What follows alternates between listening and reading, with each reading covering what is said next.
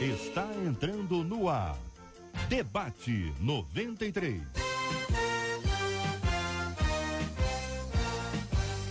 Realização 93 FM. Apresentação J.R. Vargas. Alô, meu irmão. Alô, minha irmã. Aqui fala J.R. Vargas. Estamos de volta, começando aqui mais uma super edição do nosso Debate 93 de hoje, nessa terça-feira, dia 6 de junho de 2017. Fale com o Debate 93. 2461-0093. E-mail debate@radio93.com.br. Facebook Rádio 93 FM. Site www.radio93.com.br. Fale com 93 pelo WhatsApp 96803-8319. 96803-8319. Marcela Bastos, muito bom dia, Marcela. Bom dia, JR, bom dia aos nossos ouvintes e os nossos debatedores. E lembrando aos nossos ouvintes que a gente quer saber a sua história com o Debate 93. 96803-8319.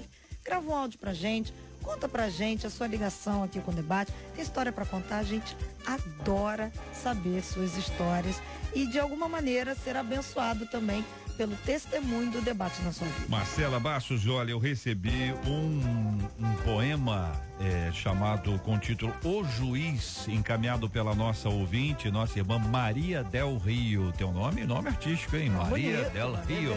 Né? Maria Del Rio, fala aí. Maria Del Rio. Del Rio. Rio. Que coisa, hein? Daqui a pouquinho, minha querida ouvinte, eu vou ler aqui esse texto que você me encaminhou. Quero agradecer a você pela sua audiência e também por estar nos tratando aqui de maneira tão especial, permitindo que a gente tenha em mãos um texto seu, e eu vou lê-lo aqui. É uma homenagem que ela fez ao juiz Sérgio Moro, viu? Ela enxergou nele uma pessoa diferente e especial. Daqui a pouquinho os ouvintes vão acompanhar, vão dar a sua opinião, se concordam com ela ou não. Ô Marcela Bastos, você que está acompanhando aí todas as coisas que estão acontecendo, nós vamos estar discutindo hoje aqui um episódio que aconteceu na escola de Novo Hamburgo, né? Numa escola de Novo Hamburgo, e um evento que aconteceu na hora do recreio. Conta aí para os nossos ouvintes o que é que aconteceu lá. Foi um evento proposto aí pela direção da escola, segundo eles, como uma alternativa para tirar o peso dos ombros dos alunos, caso eles não passem no vestibular. Só que era praticamente uma festa à fantasia e que chamava Se Nada Der Certo. Se nada der certo, e aí eles iam vestidos com uma roupa, uma fantasia de alguma coisa, de alguma profissão. E aí teve gente lá que foi vestido de vendedor de cosmético, de ambulante, de churrasqueiro, de mecânico, de faxineiro. Bom, esse negócio vazou nas redes sociais e agora tá a confusão. Muita gente criticando, dizendo como é que pode ser discriminação, como é que você faz uma coisa dessa. E JR, o negócio pegou fogo. Agora o que será que os nossos ouvintes acham? Tem gente achando também que o pessoal tá ficando muito chato. E o pessoal reclama de tudo, agora não pode ter nada, que faz o negócio na escola, aí dá uma repercussão, especialmente quem está fora do contexto, porque lá nesse contexto aí, eles têm várias atividades na hora do recreio, na hora do intervalo, para angariar fundos para a formatura, que é o objetivo. Terceiro ano, faz lá uma festa, faz alguma coisa para que na formatura eles tenham ali os recursos disponíveis. Por outro lado, parecem estar de alguma forma humilhando pessoas que têm uma profissão e que não podem afirmar, não deu nada certo na minha vida, por isso eu faço isso, porque esse é o outro lado dessa mesma história. E você falou com a escola? Eu liguei para a escola, conversei com a assessora de imprensa deles, a Poliana, a gente até solicitou que alguém falasse com a gente aqui, enfim, eles estão dando outras entrevistas, porque o negócio tá pegando fogo. A Poliana é o que lá? Poliana é assessora de imprensa. Mas não podia ter nome melhor para uma assessoria de imprensa num problema tão grave, né? O bicho tá pegando, ela vai dizer isso, mas o importante é termos bichos. Não é? Poliana vai ter sempre o outro lado, não é isso? Vai ter sempre o outro lado dessa história. Pois é, e a Poliana me deu o outro lado da história, dizendo, ela até disse assim para mim, olha, Marcela, essa é uma atividade comum nas escolas, procura no Rio que deve ter algum case como esse aí no Rio. Bom, algum caso. Aqui aqui no Rio, pelo menos de nosso conhecimento. Vamos saber. Não temos nenhuma notícia, mas os nossos ouvintes, se acontece na escola dos seus filhos, dos seus sobrinhos, dos seus vizinhos, enfim, você mesmo escreve estudou. pra gente no WhatsApp. Já teve algum evento parecido com esse? Enfim, e a escola é ligada a uma instituição evangélica de confissão luterana no Brasil. Quero ouvir a sua opinião, querido ouvinte. O que você acha sobre esse assunto? Ô, pastor Manuel de Matos, muito bom dia. À primeira vista, assim, parece, na sua perspectiva, uma questão de discriminação ou é uma questão cultural? A pessoa pode ter esse hábito lá no sul. O que você acha? Bom dia, JR, bom dia aos ouvintes. À primeira vista, pode parecer estranho. Eu não acho que seja nenhuma discriminação de cara.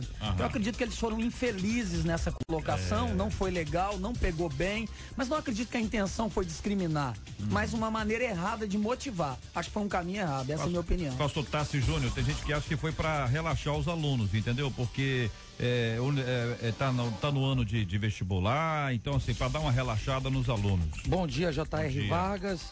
Eu também vou pelo mesmo caminho. Eu acho que o problema aqui é esse nome que foi dado à festa, se nada der certo.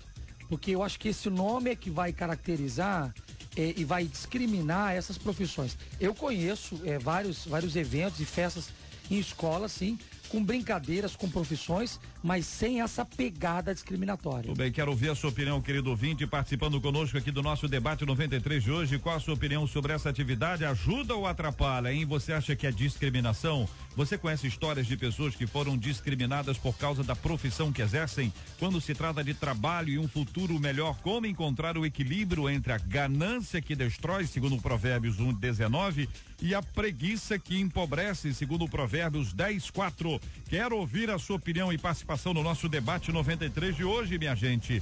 Uma antiga rivalidade que começou em um jogo de futebol. Olha, querido pastor Márcio Rabelo, que história.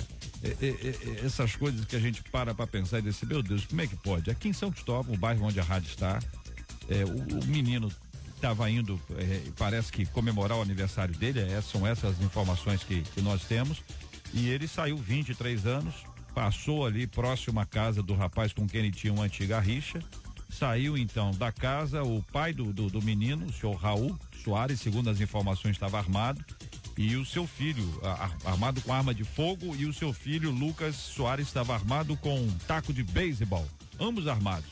E o menino tal do Lucas partiu para cima desse rapaz, o Wellington, segundo testemunhas, teria dito, calma, não quero briga, tá, não sei o quê, mas não foi suficiente, foi taco de beisebol pra lá e pra cá, chegou no hospital ainda com vida, mas com gravíssimo traumatismo craniano e depois veio a falecer.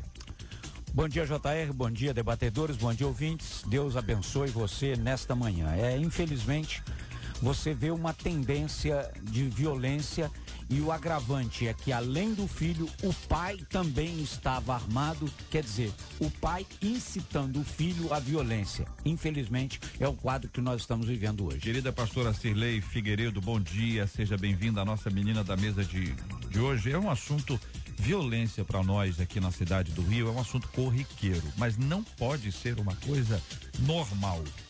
Bom dia. Bom dia, JR, bom dia aos ouvintes, aos debatedores nessa manhã. É triste, porém a gente vê as pessoas ao lerem a notícia, receber a notícia, existe uma normalidade, mas para nós não há. Porque quando a gente vive um problema, uma situação, um desentendimento, o correto é a gente resolver aquilo. A Bíblia diz, não se põe o sol sobre a vossa ira. E aquilo é aumentado dentro do seu coração. E por conseguinte, o pai, a família, ao invés de, olha, vamos resolver isso aqui, não. São formadores de opinião e vão junto, como o pastor Márcio colocou aqui. E o que vem? Vem a tragédia. Lamentável. Olha, eu quero ouvir a sua opinião, sua participação no nosso debate 93 de hoje. Você costuma resolver os problemas quando acontecem ou acaba deixando para depois e criando mágoas no coração? Você conhece casos de pessoas que por rixas antigas acabaram se envolvendo em grandes confusões e até mesmo mortes como essa história? Como não permitir que desentendimentos se tornem maiores do que realmente são? Você sabe o que eu tô falando, ouvinte. É pesado, é difícil, mas é a realidade. Outro ouvinte pergunta: tenho passado por momentos muito difíceis na minha vida e o que mais tenho escutado das pessoas é: faça um desafio com Deus para sair disso. Mas isso é certo? Até que ponto o servo pode desafiar o seu Senhor? Sei que a passagem de Malaquias 3:10 diz que devemos fazer prova de Deus e experimentar a sua bondade. Só que como se faz isso, hein? Qual a postura do servo fiel diante das tribulações? Como conseguir o socorro e o favor de Deus nos dias do meu sofrimento? Quero ouvir a sua opinião, sua participação é agora aqui no Debate 93. Este é o Debate 93, com J.R. Vargas, na 93 FM. Vamos começar ouvindo o pastor Manuel de Matos sobre esse assunto, a questão do desafio de Deus. Essa foi a frase, faça um desafio com Deus para sair disso. Bom dia mais uma vez. Bom, na verdade, eu acho que a ouvinte aqui, de repente, ela se equivoca um pouco quanto à palavra desafio aqui. O desafio aqui não está ligado necessariamente ao que Deus vai fazer, mas ao que nós temos coragem de fazer em relação a nós mesmos para mudar as nossas vidas. Muitas das vezes ouvimos a palavra, sabemos do que a palavra pode provocar em nossas vidas, mas não decidimos praticá-la. Então o desafio está ligado à decisão de praticar a palavra conforme ela é. Observe que o texto que ela disse de Malaquias 3, o Senhor está falando sobre dízimos, né? Entregar o dízimo na casa do tesouro e depois disso fazer prova de Deus. Não é fazer prova de Deus em relação a se Deus pode fazer, mas é fazer prova de Deus em relação ao que nós faremos ao cumprimento da sua palavra. Concordo, depois a gente fala um pouco mais.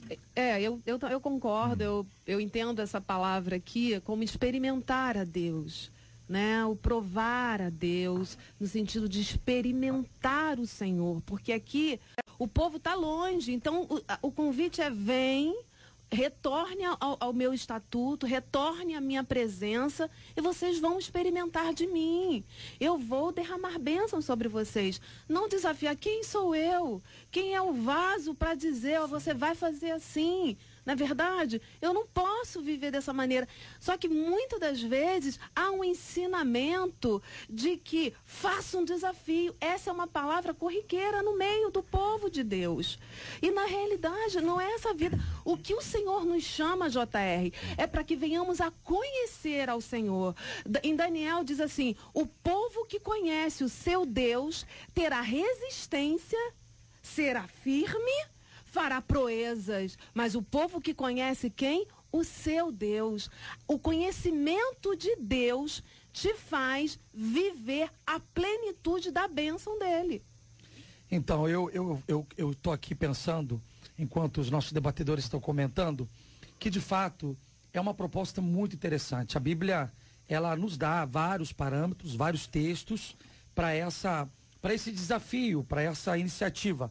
Só que existem perigos que a gente precisa estar atento, porque na tentativa de fazer um voto para agradar a Deus, o tiro pode sair pelo lado errado e você pode não agradar ao Senhor. Então, assim, é necessário ter a consciência da motivação, saber por que está fazendo, como está fazendo, fazer um propósito com coerência, ter um caminho de coerência, fazer votos que sejam possíveis de serem pagos. Eu tenho experiência, JR, de um colega que decidiu fazer um voto naquela vontade de agradar a Deus, fazer um voto de um jejum de um ano, e divulgou para todo mundo, para os colegas. Coisa de 2 meses, não estava aguentando mais seguir e quebrou com o propósito. Então, assim, ter essa capacidade de sentar, colocar isso na ponta do lápis e observar com muito cuidado. Bom, isso aí tá virando normalidade, a verdade é essa. Esse negócio tá virando normalidade. Faça um desafio, e uma coisa que eu acho interessante, só faz desafio com dinheiro. Infelizmente a verdade é essa. E essa palavra desafio é a palavra que é usada, é corriqueira. Tem gente achando que Deus é vendável e acha que colocando dinheiro na igreja e colocando dinheiro na mão de Deus, ele vai conseguir o que ele quer. Infelizmente, esse para mim é um grande problema que nós estamos vivendo. Com o capitalismo e com a visão de muitas igrejas, que tudo se resolve à base de voto financeiro. Porque não se faz outro tipo de voto, não se faz outro tipo de busca. Não se faz uma busca de santidade, não se faz uma busca de visão de salvação. A visão de hoje é a visão financeira. Então tem gente achando o seguinte: bom, se eu for lá e der R$1.000, Deus vai resolver o meu problema. Se eu for lá e fizer R$2.000, e outra, existe o outro lado, as pessoas te induzindo a fazer. A Bíblia diz que você deve contribuir segundo você propôs no seu coração. Dízimo é lei, é uma coisa. Agora, a oferta, ela é voluntária. O voto é pessoal. Agora, eu extinguir a pessoa, ou jogar na pessoa a obrigatoriedade de dizer para ela que só fazendo isso, e toda vez é só dinheiro, é isso que eu quero falar, só dinheiro, e ela fazendo isso, ela consegue a vitória. Não é assim que se consegue vitória, com dinheiro. É porque o voto é muito pessoal. A questão do voto é uma coisa que tem que estar dentro do meu coração. Eu tenho que estar... Deus. Eu tenho que ter certeza, clareza. Mas aqui eu não estou entendendo que ela está fazendo voto, eu estou entendendo aqui que ela está colocando, que estão colocando para ela, que ela tem que desafiar a Deus. Sim, exatamente, mas é questão de voto, às vezes, financeiramente. A questão dela é que ela tem que estar desafiando a Deus, porque eu desafio, eu coloco Deus na parede, a palavra que é Deus Pastora na parede, Cirlei, né? A questão toda é a seguinte: tem gente ensinando o seguinte: eu decreto.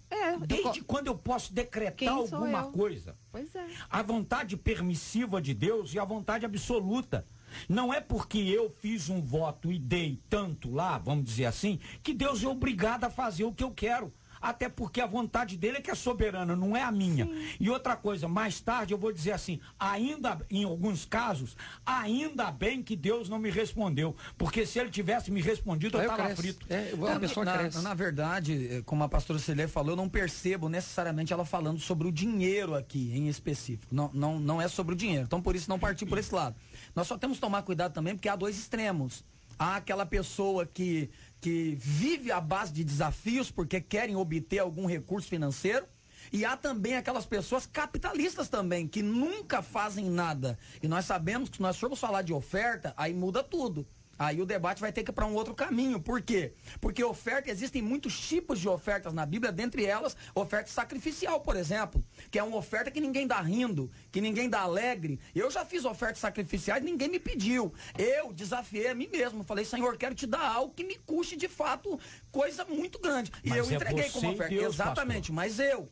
Então a gente só tem que tomar cuidado para o pessoal também não levar para outro lado e dizer: ah, não, então eu não preciso mais ofertar porque é capitalista. Não, a oferta é importante, o desafio é importante, o tempo todo. A oferta, ela é bíblica, o dízimo é bíblico.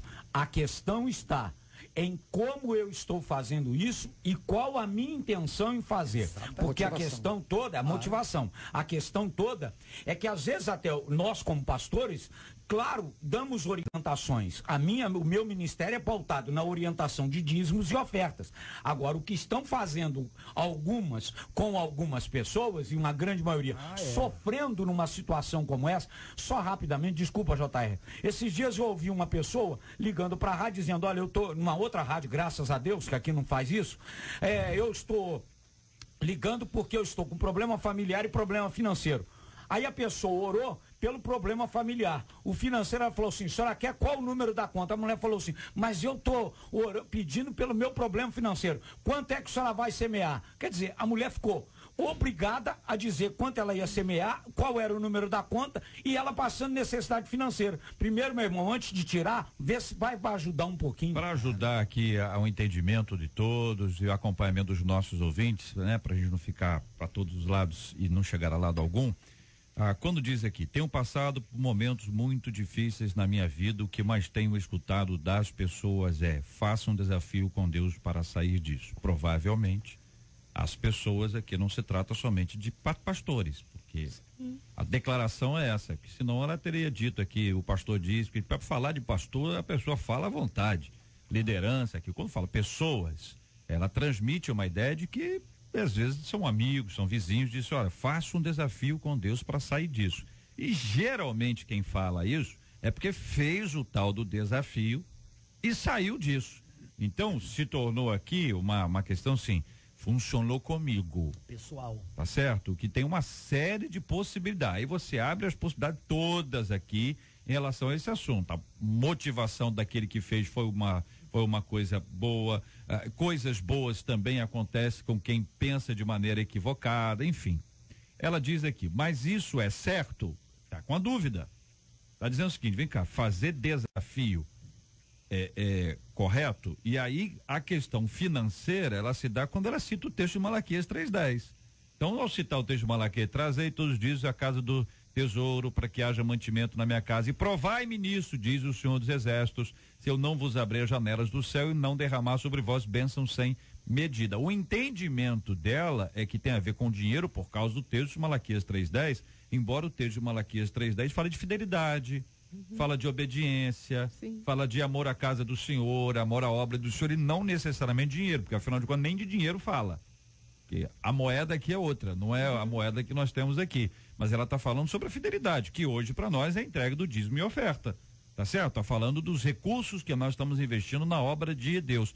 A pergunta dela é a seguinte, ó, é assim mesmo que se faz? Ou seja, eu posso fazer algum tipo de desafio com Deus em relação a dinheiro para resolver os problemas da minha vida, sejam problemas quais forem aqui? Pergunta ela, olha que coisa interessante, qual a postura do servo fiel diante das tribulações? Ela quer ser fiel ao Senhor, mas enfrenta as dificuldades. Como conseguir o socorro? Aí a frase, e o favor de Deus. Então, para muita gente, o favor de Deus é a presença de Deus ao seu lado, ou ao lado do seu leito, na enfermidade. É o consolo de Deus na hora do luto, do choro. Mas para algumas pessoas, o favor de Deus é din-din. O favor de Deus é uma bênção financeira. E aí nós vamos tentar de alguma forma esclarecer isso aqui. Eu peço aos irmãos, então, pontuando todas essas coisas, o nosso esclarecimento nesse foco. Eu queria apenas, belíssima colocação, JR. Eu só queria fazer um caminho aqui pro ouvinte. Eu estou passando um momento de tribulação. Eu estou com o coração totalmente atribulado. Não vejo saída, não vejo esperança.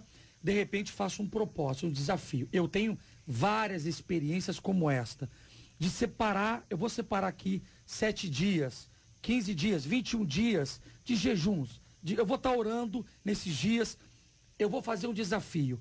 Nesse processo de fazer um desafio ou um voto ao Senhor, é como se a minha alma aquietasse, o meu coração aquietasse, eu sentisse um pouco mais de fé, de esperança, eu me aproximo de Deus, eu sinto que eu estou entregando o leme da minha embarcação nas mãos do Senhor, aquilo vai me fazendo bem, eu começo a receber um discernimento a mais, um entendimento a mais, eu consigo ver as coisas com mais clareza. Então assim, quando eu vejo essa questão de voto, de propósito, é como se eu dissesse assim, ó, estou fazendo isso para mim, a minha alma está entrando num sossego, a minha alma, ela vai entrar numa órbita de ficar nessa dependência do Senhor, e muitas vezes é aí que eu encontro a solução. Então não é eu dar o dinheiro, ou é porque eu estou fazendo isso que eu estou movimentando a mão do Senhor, é mais para minha alma mesmo, para o meu coração. Não sei se os meus colegas tem uma posição sobre isso também, baseado no que o pastor está dizendo. O seguinte, número 1, tem tribulação que eu pego com a mão.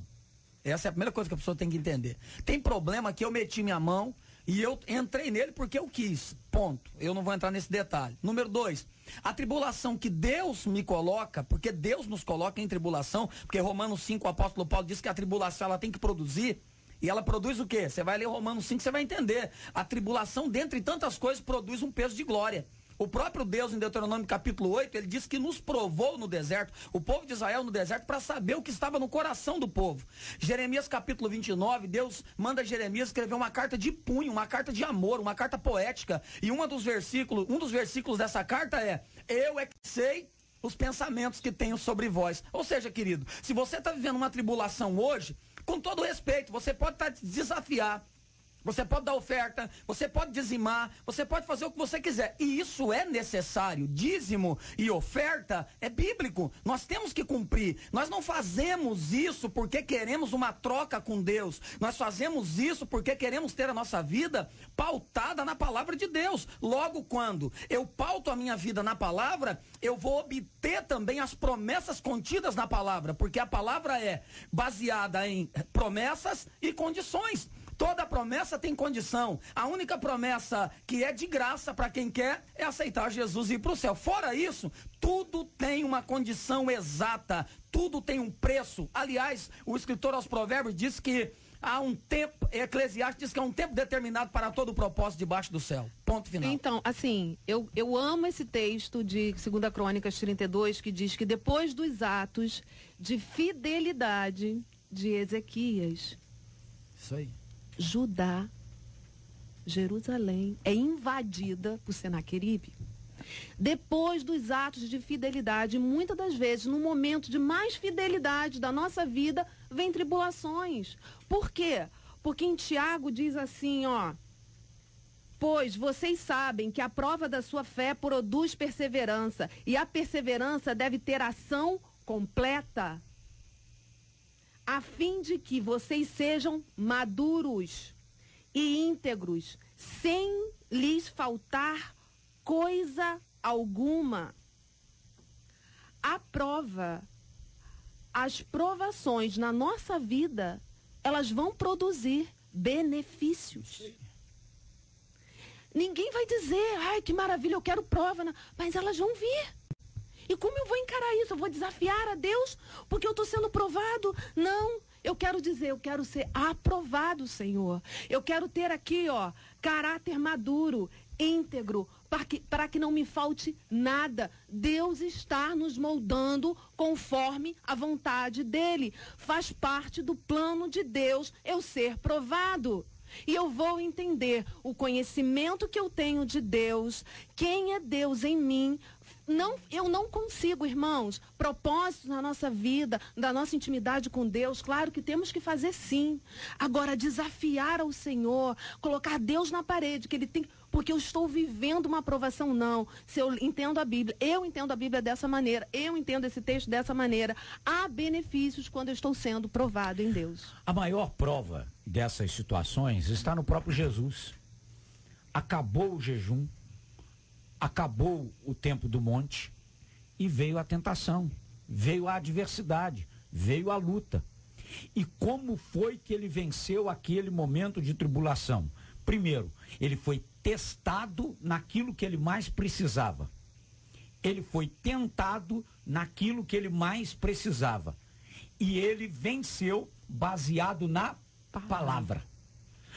A questão toda que nós precisamos entender: estou no centro da vontade de Deus? O que eu estou fazendo está baseado na palavra? E outra coisa que a gente precisa entender: no mundo tereis aflições, mas tende bom ânimo, eu venci o mundo.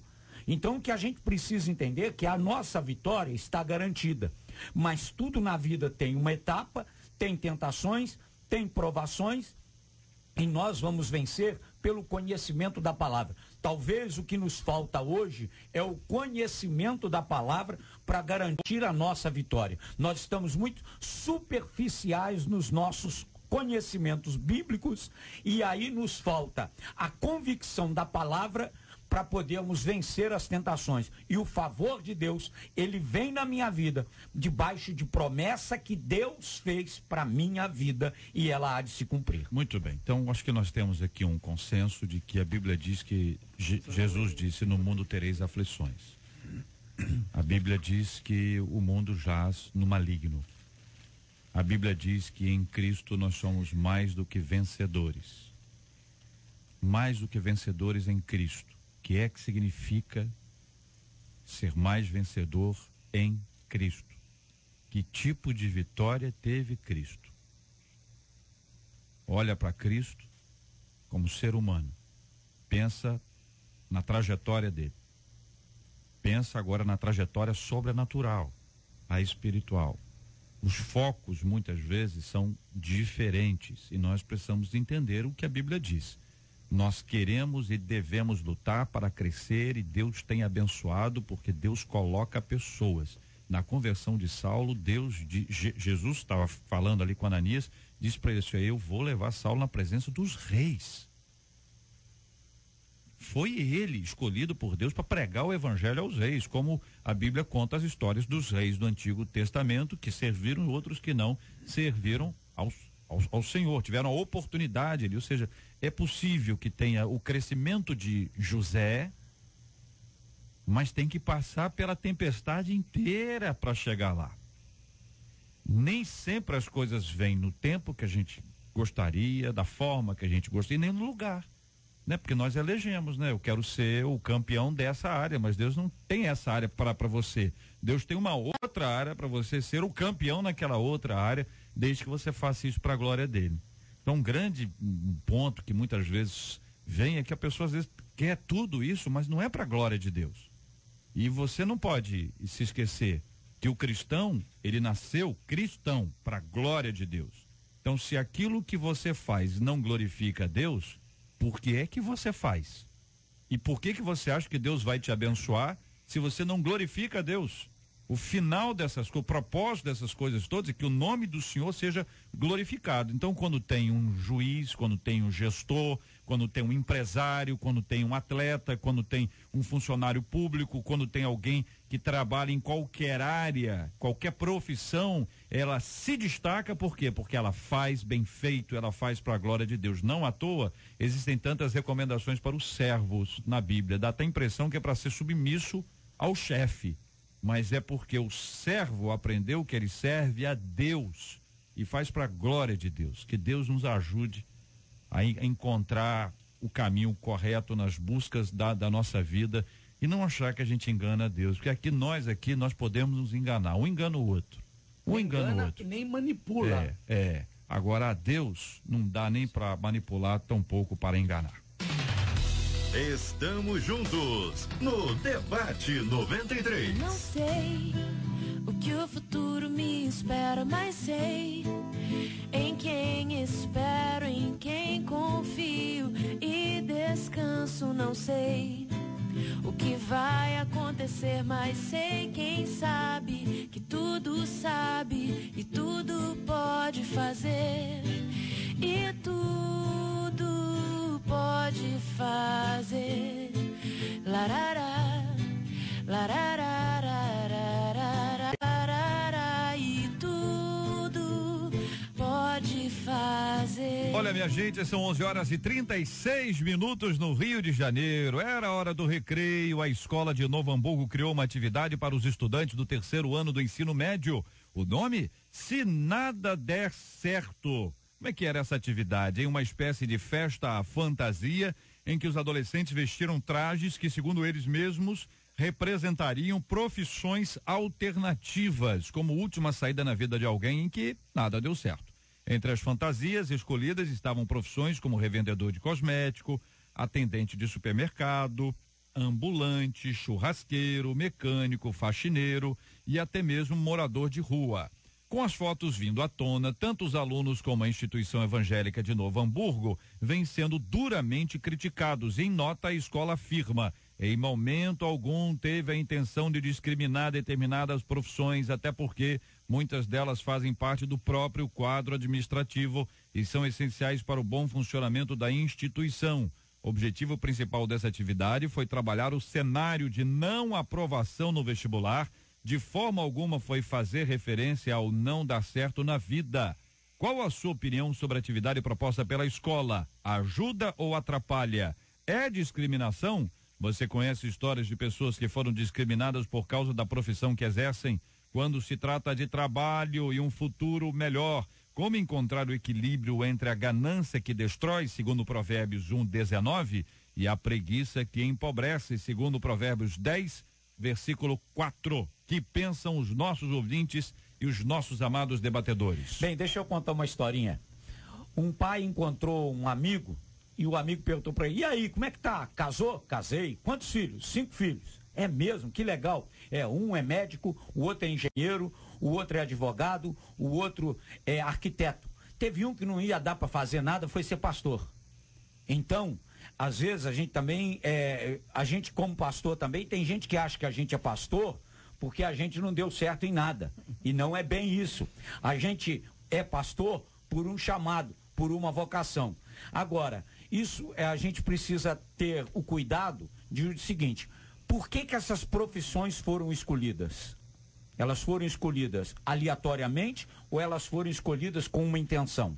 Então a gente, por um lado, eu acho que a gente tem que tomar cuidado das intenções que a gente está colocando. Como o pastor Tassi disse aqui, o grande problema não está na forma, no que se fez, mas está na frase que se colocou para o enquete que foi feito. Se nada der certo, vai ser uma coisa dessas daqui. A nossa ouvinte Márcia, que está em Bangu acompanhando a gente, diz aqui no nosso WhatsApp, 968038319, ela diz: achei ótima a atitude, temos que conscientizar os alunos de que tem que estudar para que eles sejam pessoas melhores, tudo agora é discriminação, ora, compartilha aqui a nossa ouvinte. Eu penso que, na verdade, é exatamente o que o pastor falou agora, é a maneira como foi colocado. Porque os ouvintes podem ficar escandalizados comigo agora, é um posicionamento pessoal. Algumas vezes eu passei com as minhas filhas na rua, por exemplo, e vi alguém catando lixo na rua. Eu disse: olha, tá vendo? Você tem que estudar, filha. Eu já fiz isso. Não numa questão de discriminar a pessoa que está fazendo, mas de incentivar a minha filha a não fazer aquilo no futuro. Isso é pessoal. E eu acho que a maioria já fez isso em algum momento. Agora, como encontrar o equilíbrio? Provérbios 30, eu gosto da resposta de Agur, quando ele diz assim: duas coisas te peço, Senhor, não negues a mim antes que eu morra. Afasta de mim a vaidade, a palavra mentirosa, não me des nem a pobreza e nem a riqueza, mas dá-me o pão que me é necessário. Ou seja, eu preciso viver bem com aquilo que Deus me dá diariamente. Essa é a resposta do equilíbrio. Ouvinte dizendo: eu sempre digo ao meu filho que ele precisa estudar. Eu digo: olha, uma caneta é mais leve que uma enxada, hein?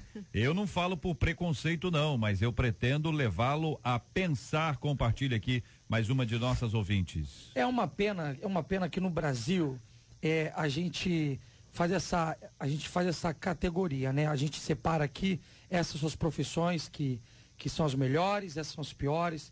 Por exemplo, eu tive, graças a Deus, a experiência de estar fora do Brasil algumas vezes, e eu vejo que lá do lado de fora do Brasil, tem gente que escolhe as profissões porque gosta daquilo que está fazendo. E aqui a gente vive, não sei se é uma coisa peculiar do Brasil, é coisa de país subdesenvolvido, que a gente tem que ir para lugares que vai dar dinheiro, porque tem profissões que a gente não pode estar porque não ganha bem. Eu conheço gente dentro dessa lista que foi colocada que ganha muito mais do que advogado, que ganha muito mais do que eu conheço profissional de construção civil que ganha muito mais do que gente aí que a gente coloca na prateleira de que é bom. Então, assim, é uma pena que no Brasil a gente não deixa as pessoas seguirem os seus caminhos pela vocação, né? Porque vai ficar feio para a família, o que a família vai dizer, ok. Então, assim, quando eu vejo esse evento aqui, eu me preocupo porque às vezes, no meio dessa festa aqui, tinha gente que de fato queria uma dessas profissões que foi tratada de forma pejorativa. Então, assim, eu acho que essa discussão é um pouquinho mais ampla do que isso, né? Existem outros fatores que envolvem uma decisão como essa ou uma atitude como essa. Olha aqui a participação dos nossos ouvintes, um deles no WhatsApp dizendo: acredito que existe muita hipocrisia. Na realidade, as profissões sofrem discriminação, sim. No Face, Ana Paula dizendo: JR, eu não vejo como discriminação o se nada der certo. Eu acho que é uma forma de estimular os alunos para um insight. Se nada do que eu almejo der certo, tem outras opções, outras profissões. Nada está perdido. Fazer o adolescente pensar fora da caixa, nem tudo o que planejamos sai como esperado. Tanta gente que se formou e não exerce a profissão. E o se nada der certo é um plano B para evitar uma frustração. Tudo hoje é uma discriminação, preconceito, vamos sair da caixinha. Compartilha aqui a nossa ouvinte Ana Paula trazendo a sua opinião. JR, se colocando, só uma pontuação, se colocando no lugar dos alunos, né, que tem seus pais, que muitos deles têm essas profissões aqui, e que são dignos, e que sobrevivem, e que têm uma vida boa, e que nada falta, e eles olham assim, e o pai fala assim: meu filho, estude mais para você ir além de mim, mas isso que eu faço é honroso, é nesse sentido. Agora, se nada der certo, esse título aqui, como o pastor colocou, está errado.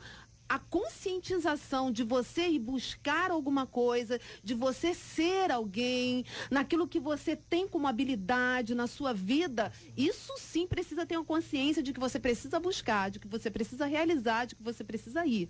Agora, colocar essas profissões aqui, eu acho desagradável.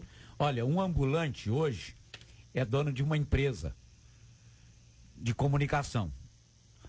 Eu recebi aqui um zap de uma pessoa dizendo o seguinte: estou ouvindo, sou faxineira, kkkk. Sabe por quê? Essa faxineira mora nos Estados Unidos, tem um apartamento nos Estados Unidos, tem um apartamento no Brasil e tem um carro, o marido tem outro carro. Eu gostaria de ser faxineira, ou faxineiro. Ouvinte dizendo aqui no WhatsApp: eu tenho um filho que trabalha com meu esposo, ele trabalha como pedreiro, mas não queria esta profissão para ele, só que ele não quer estudar nem fazer outro curso. Isso me deixa muito triste, porque eu acho que ele tem a oportunidade de um trabalho melhor. Não quero que as pessoas que trabalham nesta profissão sintam-se discriminadas, diz aqui a nossa ouvinte, trazendo a sua opinião. Vejam, queridos, que a questão, ela não é tão simples quanto parece, entendeu? Porque existem aqueles que se sentem sendo discriminados e existem pais que estão dizendo assim: eu quero que meus filhos tenham outra profissão. E alguns desses pais estão dizendo isso, têm estas profissões mencionadas aqui. Só por essa polêmica toda já fica claro que não é uma boa ideia para a escola. A escola tem que repensar, só pela polêmica, não é? A não ser que fosse um exercício para reflexão, etc, etc, o que não é, o que não parece ser, né? Que não é, eu não sei. Eu penso o seguinte: a grande maioria dos doutores que nós conhecemos hoje, quem fez ele se tornar o doutor que se tornou foi um pai que às vezes foi um faxineiro. Não há problema quanto a isso. Agora, eu concordo com os ouvintes quando dizem nós não podemos ser hipócritas. Eu penso que nem o pai que é faxineiro, ele sonha que o filho se torne um faxineiro. Não é questão de desvalorizar a profissão, é porque o pai sempre quer algo melhor para o filho. Isso não significa discriminar. Bom, esse é meu posicionamento pessoal. Eu não acredito que tem pedreiro que ganha muito dinheiro, tem pedreiro, tá até difícil de arrumar pedreiro hoje em dia. Os caras estão ganhando muito bem de uma maneira geral, é valorizado. Mas pergunta para um pai que é pedreiro, na sua grande maioria, os ouvintes estão ouvindo e dizem assim: não, meu filho, tô te ensinando, você pode sair da escola e vai virar pedreiro. Não, a maioria quer que o filho estude, se torne um doutor, um advogado, um médico, ou isso, ou aquilo. Então não é discriminação. É simplesmente querer o melhor, não baseado simplesmente no que a profissão me oferece, mas naquilo que a sociedade, infelizmente, prega que é o melhor para nós. Infelizmente tem muito disso e eu tenho que concordar com isso. Ouvinte dizendo: JR, meu pai, ele foi catador de lixo da prefeitura, eu sempre tive orgulho dele, mas vejo pessoas com pensamentos ainda discriminatórios. Compartilha aqui o ouvinte, outro ouvinte dizendo: acho discriminação sim, porque tem gente que não teve a mesma oportunidade. Outro ouvinte aqui trazendo aqui a experiência do camelô. Eu conheço muito, vai WhatsApp, abre o WhatsApp. Conheço muito camelô que tem uma vida bem sucedida, entendeu? E muita gente tem diploma e não consegue trabalhar na sua área. Outro ouvinte traz aqui também a sua opinião, muita gente opinando, hein, gente? Olha aí, concordo com o pastor que falou que o pastorado é um chamado, mas sim, pastores que exercem existe sim, pastores que exercem essa função por puro profissionalismo. E outra questão é também cultural. Na Dinamarca tem um deputado ganha em torno de 23 mil e um pedreiro ganha em torno de 18 mil. Está dizendo aqui o ouvinte sobre a Dinamarca. É a palavra da nossa ouvinte, trazendo aqui a sua experiência sobre esse assunto. Outra ouvinte dizendo: sinceramente, eu sou doméstica e não quero que a minha filha seja. Eu sou muito exigente, elas têm que estudar, não é preconceito, mas não quero que minhas filhas fiquem lavando o banheiro de madame, porque existem muitas patroas que humilham a gente. Compartilha aqui mais uma querida ouvinte a quem eu quero agradecer pelo carinho e pelas opiniões têm sido compartilhadas aqui conosco pelo nosso WhatsApp. Outro ouvinte dizendo: eu sou cabeleireira e muitos acham que é porque eu não estudei, mas eu sou formada há 25 anos e sempre estou estudando. Eu amo a minha profissão. Eu não faria outra coisa, conta aqui essa querida ouvinte trazendo aqui a sua opinião. Deixa eu ver aqui mais gente. Olha, aqui conheço um advogado, diz aqui o ouvinte. Hoje ele é gari, entendeu? Tá dizendo aqui, eu sou diarista e não tenho vergonha, mas eu falo pra minha neta, filha, estuda, eu não quero que você seja igual a vovó. O estudo é muito importante. Olha, são muitas opiniões, né? Tanto de um lado quanto de outro. Ouvinte dizendo, meu esposo já foi militar e hoje ele é pedreiro e ganha muito mais. Está muito feliz com a profissão dele. Diz aqui o ouvinte, JR, eu sou doméstica e meu esposo, cadê? Meu esposo trabalha em um mercadinho perto da nossa casa. Eu sempre falo para os meus filhos que eles têm que estudar para ter uma profissão melhor do que a nossa, diz aqui a querida ouvinte. Melhor que a nossa, eu não quero que ela seja empregada doméstica ou que venha trabalhar em um mercadinho. Não acho que isso seja errado, mas eles têm uma oportunidade de ter uma profissão melhor, diz aqui a nossa ouvinte Mônica. E eu quero agradecer o carinho da sua audiência. Quanta gente opinando aqui, meu Deus do céu. Muito obrigado, gente. Muito obrigado mesmo.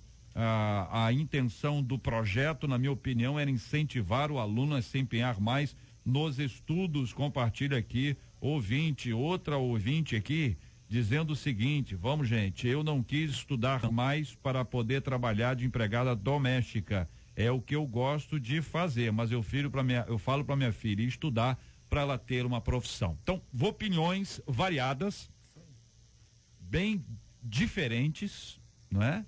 Ainda que elas não sejam opostas, elas são diferentes e nós observamos que uma polêmica como essa, ela produz uma reflexão, que seja para cada um de nós uma reflexão.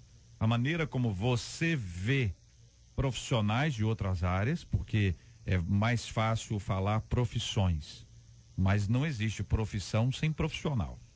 Quando se discrimina uma profissão, está se discriminando o profissional. E nós não podemos viver nenhum tipo de discriminação. Vamos reconhecer o trabalho das pessoas e todo o trabalho é fundamental. Não existe trabalho mais ou menos importante. Agora, que existe mais ou menos reconhecimento, isso é verdade. Que existe maior ou menor salário, isso é verdade. Essa é a dura realidade que nós estamos todos enfrentando, faz parte da vida. Vale como reflexão? Com certeza. Vale para uma avaliação dos nossos conceitos e também dos desafios que nós temos pela frente. Muito obrigado aos queridos e maravilhosos ouvintes. Você ouve Debate 93 com J.R. Vargas. Fechando, minha gente, agora são 11h51. Uma antiga rivalidade que começou em um jogo de futebol causou a morte de Eliton Torres, de 23 anos. O jovem tinha saído para comemorar seu aniversário com amigos em São Cristóvão, onde ele morou por muito tempo, e ao passar em frente da casa de um rapaz com quem tinha uma antiga rixa, ele foi agredido a pauladas por Lucas Soares e seu pai Raul Soares. Assim que o agressor deu o primeiro golpe com um taco de beisebol na cabeça de Eliton, ele implorou dizendo que não queria confusão, mas não adiantou. Caído no chão, recebeu mais pauladas. Um de seus amigos, que presenciou todo o espancamento, contou que foi impedido de ajudar porque Raul, que é o pai, estava armado e dando tiros para o alto. Eliton foi levado com vida para o hospital, mas não resistiu. Você conhece casos de pessoas que por rixas antigas acabaram se envolvendo em grandes confusões e até mesmo mortes, como essa história? Você costuma resolver os problemas quando acontecem ou acaba deixando para depois e criando mágoas no coração? Como não permitir que desentendimentos se tornem maiores do que eles realmente são? Pergunta aqui aos nossos queridos debatedores. Entregar o caminho ao Senhor, confiar nele, deixar que o sangue de Jesus faça uma conversão genuína, porque eu creio que o Senhor nos ajuda de fato a perdoar, a esquecer as coisas que passaram.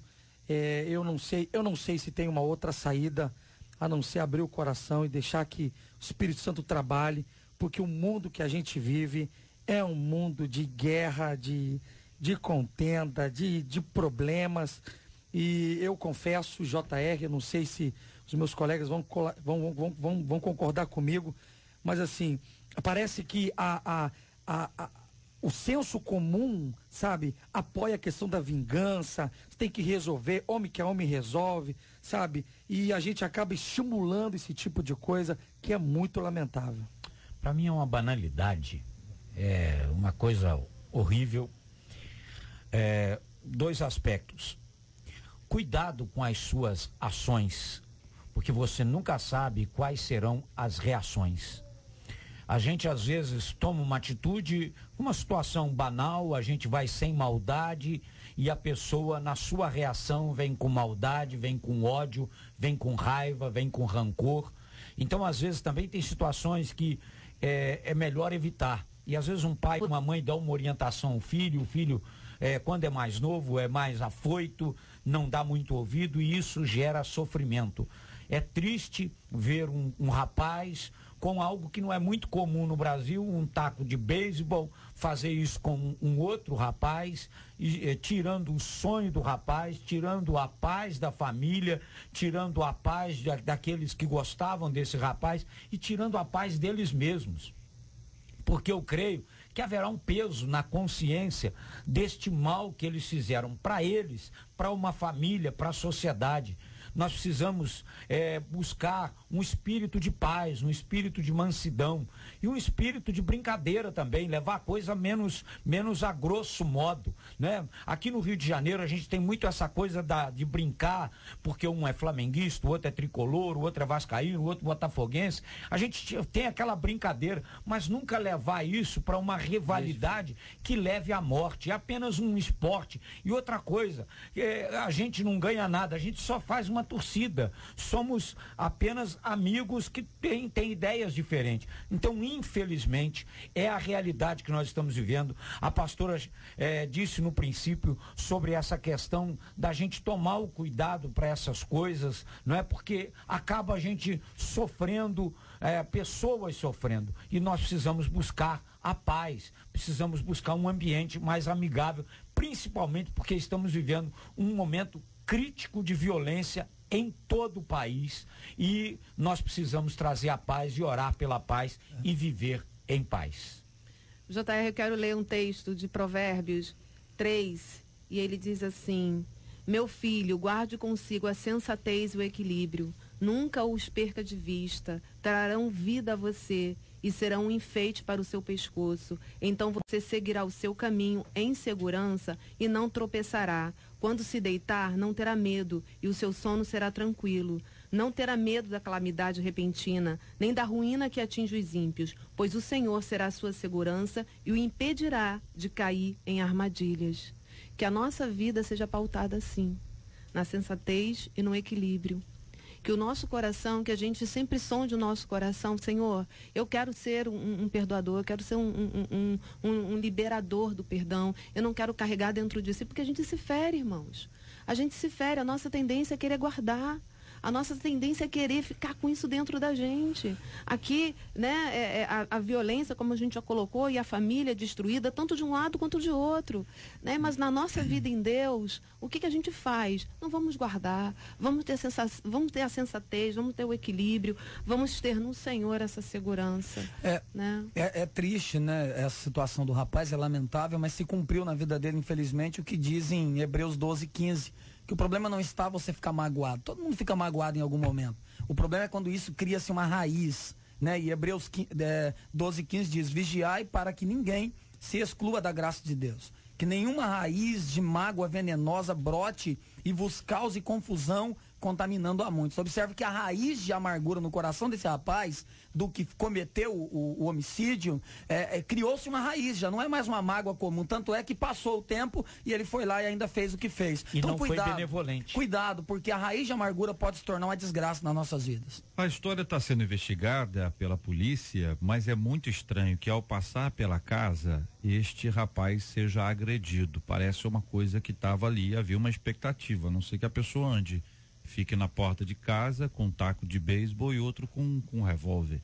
Ah, não, passou e alguém avisou e foi atrás, enfim, de alguma forma aparecem essas duas armas, né, juntas, né, tanto o revólver quanto o taco de beisebol. O taco de beisebol é um instrumento, é um equipamento de um esporte que pode ser praticado como uma bola de futebol, só que No Brasil, pelo menos a maioria das pessoas não usa com esse fim.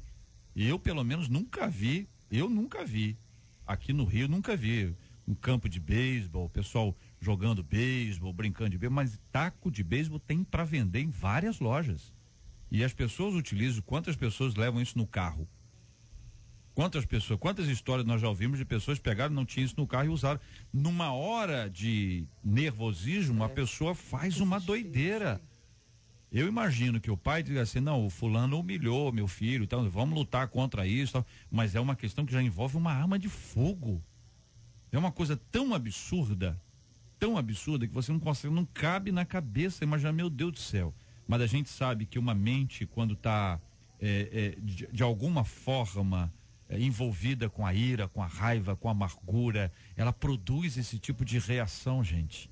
Isso é muito perigoso. Depois que a pessoa para e diz assim, puxa vida, eu não devia ter feito isso, mas aí já é tarde demais. Né? Já é tarde demais. E a impunidade, né, das nossas leis também parece que contribui para esse tipo de comportamento, sabe? Quando teve aquela crise na polícia, que ameaçaram parar no Rio de Janeiro, quanta gente planejando, né, fazer a sua vingança, resolver seus problemas, sabe? Então é algo caótico, algo triste, algo crônico. O que houve de morte quando a polícia do Espírito Santo entrou em greve, o que aumentou a violência, porque também aumenta-se a cada dia a impunidade. Quer dizer, até a pessoa, por exemplo, vamos diminuir, dependendo do crime, você não vai ser preso, porque aqui se prende demais. Também tem essa visão. Se prende demais, mas se pune muito pouco, se orienta muito pouco. O que nós precisamos realmente é a paz que vem de Deus, o amor que vem de Deus e o perdão no coração que só Ele pode nos dar. Para os nossos corações.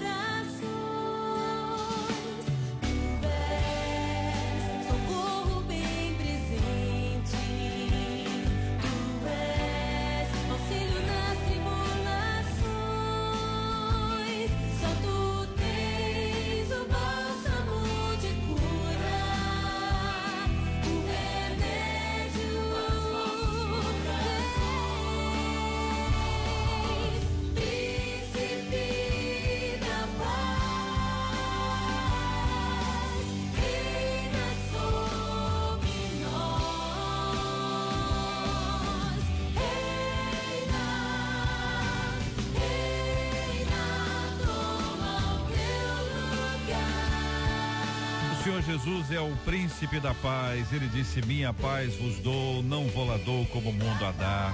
A paz de Cristo deve ser o árbitro no nosso coração. A paz de Deus excede a todo entendimento. Como é bom saber disso.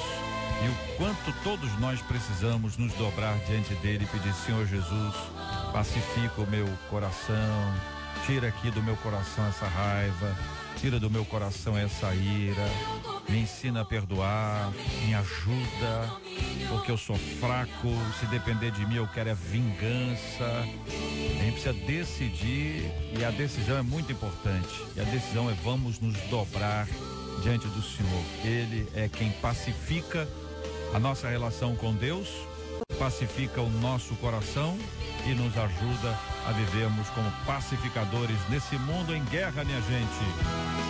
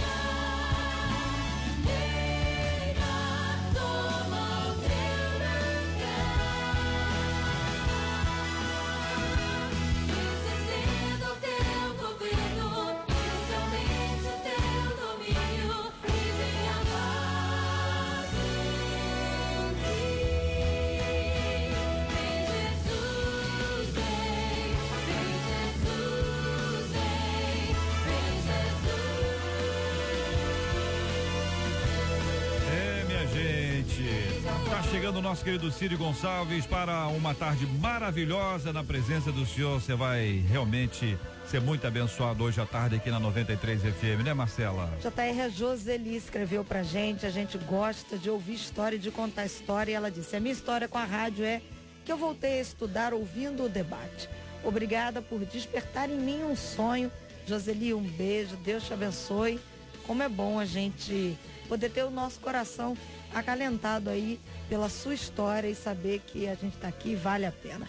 E um alô também, JR, ele tá pedindo, JR, manda um alô pra mim, Marcos Quintino e a minha esposa Adriana. Eu tô aqui nos Estados Unidos, ligadinho no debate. Onde é que ele tá nos Estados Unidos? Ele tá em Marlboro. Marlboro, terra de Marlboro. Muito bem, muito obrigado a você, meu querido, pela audiência, pelo seu carinho, que Deus te abençoe e te fortaleça cada vez mais, meu querido Marcos. Um abraço para sua esposa Adriana. Muito obrigado pela sua audiência. Eu disse aqui na abertura que eu vou ler agora aqui da Maria del Rio. Olha aí, Cid. O Cid gosta de poemas, é um poeta, é um ilustre intérprete. E a nossa ouvinte faz aqui, Cid, ela faz, o título é O Juiz, e é a homenagem que ela faz ao juiz Sérgio Moro. Eu tenho a impressão que a geração atual, influenciada pela figura emblemática, muita gente vai querer a carreira do magistrado, vai buscar a magistratura por causa da figura emblemática do juiz Sérgio Moro. Que Deus levante mais pessoas como ele. E ela diz aqui: o juiz, o povo clamou, o povo pediu e o Deus Todo-Poderoso do seu reino celestial ouviu. Então ele escolheu lá do sul do país o homem justo para ser juiz, para julgar com sabedoria aqueles que fazem corrupção, trazendo sofrimento ao povo de uma abençoada nação. E aqueles que achavam que não haveria punição estão agora envergonhados, sentindo o gostinho da prisão. Maria del Rio, muito obrigado pelo carinho, pela sua audiência, por acompanhar conosco o Debate 93 de hoje, minha gente.